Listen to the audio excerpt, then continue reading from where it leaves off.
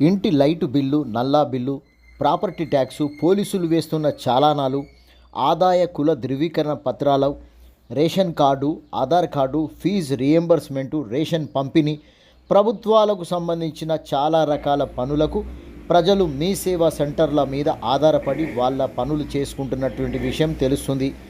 వాళ్లకు డబ్బులు చెల్లించి పనులు చేసుకోవచ్చు. ప్రభుత్వ కనుసన్నల్లో ఉన్న కొందరు పైరవీలు చేసుకుంటూ కొత్తగా మీ సేవా సెంటర్లు అలాట్ చేయించుకుంటున్నట్లు తెలుస్తుంది.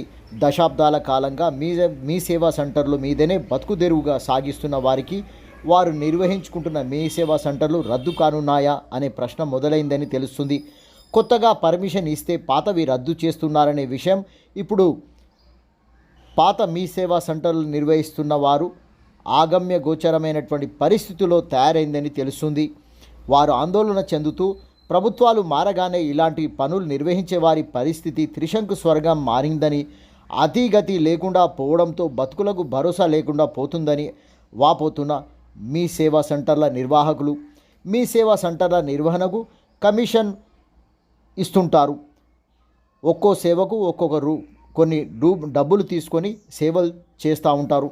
మీ సేవలు ఎక్కువగా సబ్ రిజిస్ట్రార్ ఆఫీసులు, ఆర్టీఏ ఆఫీసులు, పౌర సరఫరాల శాఖ ఆఫీసులు, ఎంఆర్ఓ ఆఫీసులు, విద్యుత్ శక్తి, వాటర్ వర్క్స్ ఆఫీసులు లాంటి ఆఫీసులు ఉంటే మీ సేవా సెంటర్లు గిట్టుబాటుగా ఉంటుందని తెలుస్తుంది.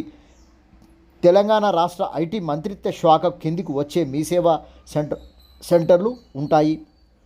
మీ సేవా సెంటరు అలాట్మెంట్కై మహిళా సంఘాలకు, చదువుకున్న వారికి నామినల్ పరీక్ష నిర్వహించి మీ సేవా సెంటరు అలాట్ చేస్తున్నట్లుగా సమాచారం. ఎవరికి వారు పైరవీ చేసుకుంటేనే మీ సేవ అలాట్ అవుతుందని అభిప్రాయాలు వ్యక్తం చేస్తున్న సామాన్య జనం 2024 జూలై నుండి కొత్త వారికి మీ సేవా సెంటరు అలాట్ చేస్తున్నట్టు సమాచారం. మండల కేంద్రాలు, గ్రామాలలోని ముఖ్య కూడళ్లలో ఏర్పాటుకై చురుకుగా ఏర్పాట్లకు కదులుతున్న మీ సేవా సెంటర్ అలాట్మెంట్లని వ్యక్తం చేస్తున్నారు. ఇప్పటికే మీ సేవ నడుపుతున్న వారు అయోమయంలో ఉన్నట్టుగా తెలుస్తుంది.